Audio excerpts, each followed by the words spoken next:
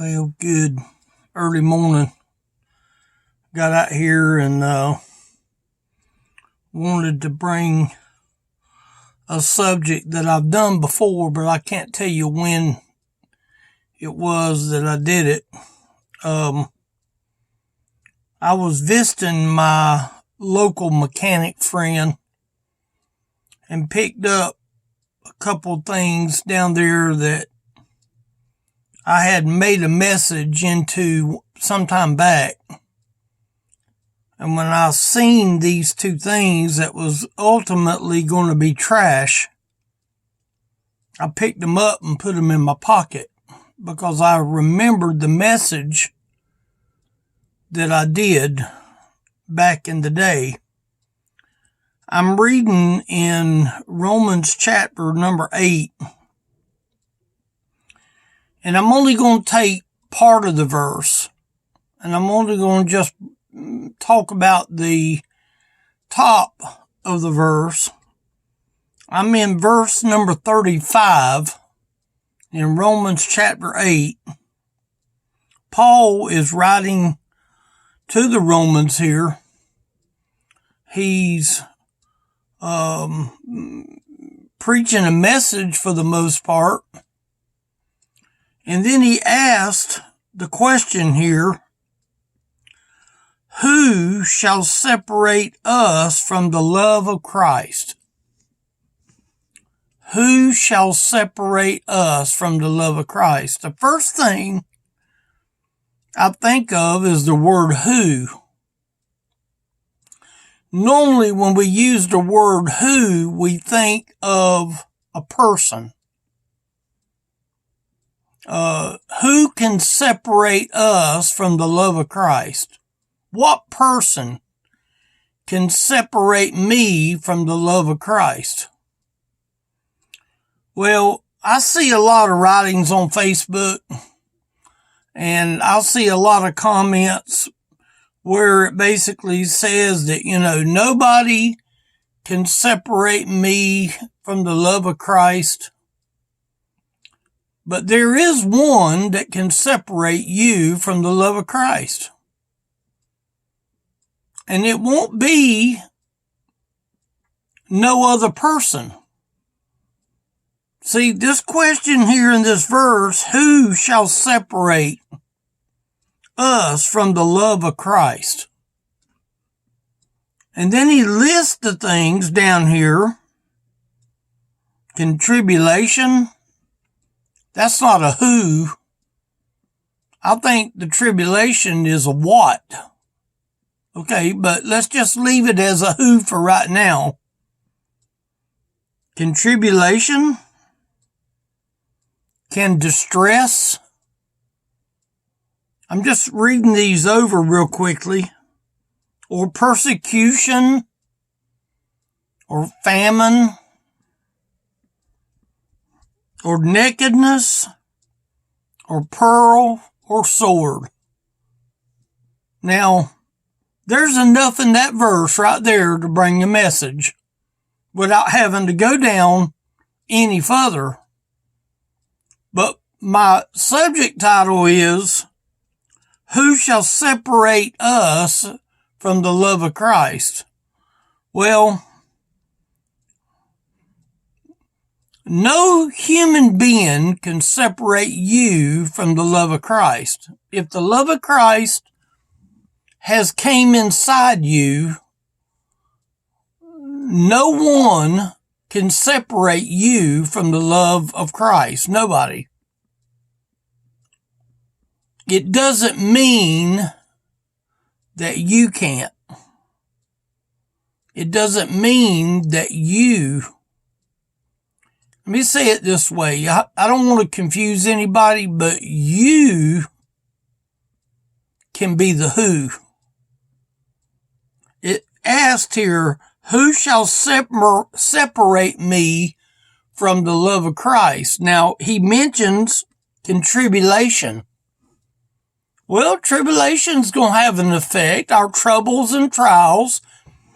He's not necessarily talking about tribulation of what we call the great tribulation. He's not talking about that tribulation.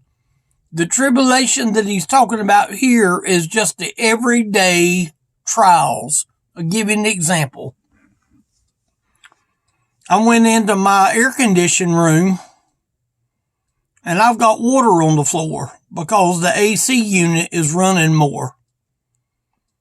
I have a hose that is in that room that every now and then I have to take it apart and I have to put my mouth on the end of that PVC pipe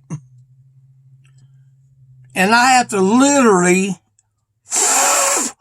blow out that pipe. And when I blow out that pipe, I even have a vent. It's a T that allows it to breathe. It don't do no good to blow air into that pipe unless I put my hand over that vent. Because when I put my hand over that vent, it allows pressure to go on into that pipe out into the back porch where it goes out at. See, I had to cover up that T and put enough pressure with my air from my oxygen to blow out that line, and I could feel that whatever it is that was in there actually come out on the ground. It could have been algae. It could have been lint. It could have been a dirt dauber. It could be most anything. But I was surprised when I got into that room and saw that water. And when I saw that water, I knew what I had to do. I knew I had to take the pipe loose. I knew I had to cover up that T where it allows that pipe to breathe. And I knew what I had to do is blow air into that line to make it unstop so that it will begin to start working like it should. Now, am I going to have to clean that out again? Yeah. Just like I have to do my washing machine drain. That is one aggravating thing to have to fool with a washing machine drain. It's aggravating. But it has to be done periodically to get the trash out of that line so that that line can run freely and freely flow to where that old wastewater can go out on the ground. It says here, who shall separate us from the love of Christ? Shall tribulation. It's talking about the troubles and trials of this life. Or distress. You know, that drain in that air condition is a distress when I see water on the floor. It's aggravating. But then it uses the word persecution. There's a lot of people don't care about what I think or what I say or what I make on video. I had a man a few days ago call me an idiot. And I wished him God bless you. It's okay. I don't take it personal. I don't think of it about taking it personal. I think of it that, you know what? We're going to go through persecution. We all are going to go through a certain amount of persecution. And he says here, shall persecution separate me from the love of God? Did it stop me from coming out here making a video? No. Did his comments sort of rile me a little bit? No, not really. Because I consider the source of where the persecution is coming from. Then it uses the word or famine. Now, you know, a lot of people think of the word famine as a lack of something to eat. Well, I'm 265 and 270 pounds.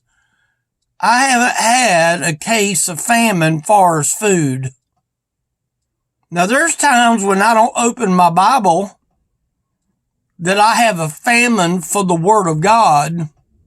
And sometimes with my eyes like they are, it forces me to come out and make a message. It forces me to read a verse in the Bible. See, when I got up this morning and found them things that I took from the mechanic shop, it forced me to remember where that verse was that I could make this message. And that's the reason why I'm out here today, is because of the items that I took from the mechanic shop. But can famine separate me? I guess it could if it ever got that bad. He goes on to say, or nakedness. I don't have the very best clothes. Sometimes I wear the same shirt 2 days in a row because I really don't do nothing. My wife keeps the house cold as she can keep it cold. And I take a blood thinner, so therefore I have to wear a long sleeve shirt. I happen to have a long sleeve shirt on today. Not because of it being cold outside, but because it's cold on the inside. And when I wear loose clothing, I freeze to death. So I done learned you wear something comfortable. Can nakedness separate me from the love of God? You know what else he uses? The word pearl. You know what pearl is? All of the problems on the same day. Pearl can mean tribulation, distress, persecution, famine, nakedness, all in one day. That's what pearl is. When you're in great peril, that word pearl means danger. You're in danger. I remember seeing that movie, and I don't remember the name of it. Ghost, I think it was. When the woman that was playing the one that she kept telling Molly that you're in great peril. You're in great danger. Well, you know, there's people that are in danger today. And then it says, or sword. You know what a sword does? A sword is designed to separate. It's designed to kill. Now he says up here, who shall separate me from the love of Christ? You and I can separate ourselves from him. I can't separate you from the love of God. Oh, I could talk down to you. I could say ugly things to you. I could just literally fall off the deep end of downing somebody. But you know what? That person that called me an idiot didn't take anything away from me. It really actually showed his colors of who he was. It didn't declare anything wrong about me. I had 135 views on that video, and he's the only one that called me an idiot. All the rest of the people gave me a thumbs up, gave me a few hearts, gave me a few nice comments. He's the only one that didn't. So the point that I'm making is, who shall separate us from the love of Christ? Well, here's what I picked up at the mechanic shop. There was a story about a man that called the mechanic that the man had a dead battery. So he goes down to the store and he buys a new battery. He gets back, he hooks up the battery cables, both of them, the red to the red and black to the black.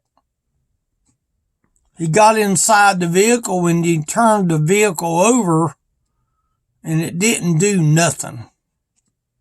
Not even a click, click, click. He didn't do, it wouldn't even register at all. So the man really thought that he had a real problem. So he calls the tow truck. The tow truck comes and takes his car and loads it on this truck and hauls it down to his official mechanic, I guess.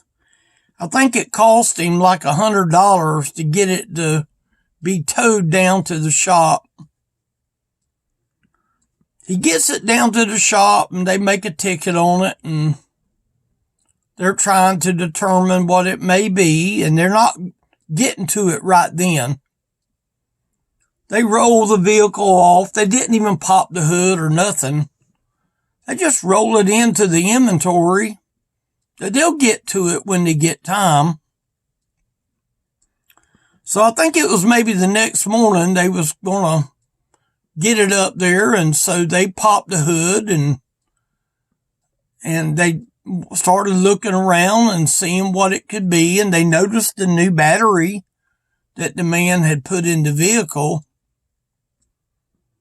But then one of the mechanics noticed something a little bit strange. The mechanic noticed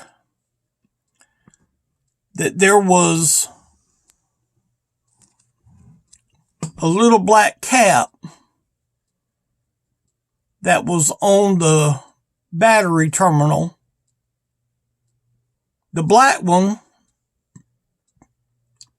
is for the negative post. And on the other side was the positive. Now, I don't think that the positive, I think he removed the one that was the positive because he noticed it was red. But he didn't notice that the negative was black. He paid $100 to have his vehicle towed in, all because he didn't remove the little simple connection that tied the negative to the battery. And the reason that the vehicle would not crank is it was not grounded. All because of the little cap. Now what this verse here, who shall separate us from the love of Christ? Now, you know, you can be a good person. You can be a strong person. You can be a praying person. You can be a Bible reader. You can be a Bible student. You can understand the scripture. But if you're not connected to the power source, then no matter how much they try to jump that car will never crank because that battery cable never made connection to the battery. And how many people do you think is going to bust hell wide open because they was never connected to the battery source? Jesus is your battery source. When they found out that that cap was on there, the mechanic went and got all the other guys and they come around that car, and he made them look at the battery to see if there was anything wrong. No one else really picked up on it. But when he showed them that the cap was on the negative terminal, they all laughed.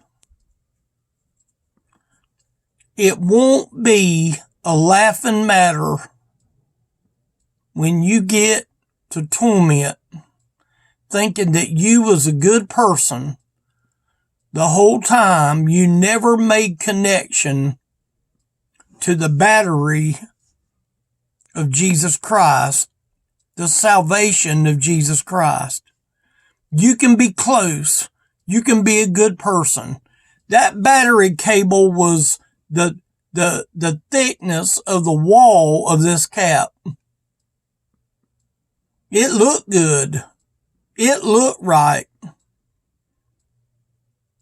But the man found out what they told him, that he had left a cap on it. It cost him over $100 to tow that vehicle in. And see, we're not talking about the red cap. He took the red cap off, but he left the black cap in a position that kept the current from going through. So today, what separates you from the love of God?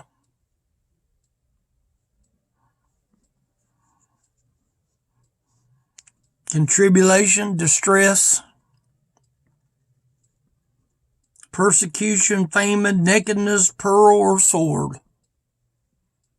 What will separate you on that day if you're not connected to Jesus Christ? Maybe you need to examine yourself and not just be a battery cable that is close to making contact, but there's no power to run your engine because salvation had never come to be. These two little caps make a message. I hope that you can say that you're connected to the power source. Elderly Ministry is the website here. You can reach me on the website. There's a phone number. There's a contact information. I'd ask you to reach out to me anytime that you need to talk. You need to make sure that you got no separation between you and God. Remove the separation. And the way you do that in genuine salvation. You don't want to get there on that day and be close. You want to connect. And that's who Jesus is going to rapture, is the one that makes connection. Elderly Ministry, this is the YouTube account that you can also use to go to me. I'd love for you to reach out. Leave a message when you call. I'll be glad to return your call. Make sure you leave me your name and phone number, and I'll return your call. I hope this simplifies things. Thank you.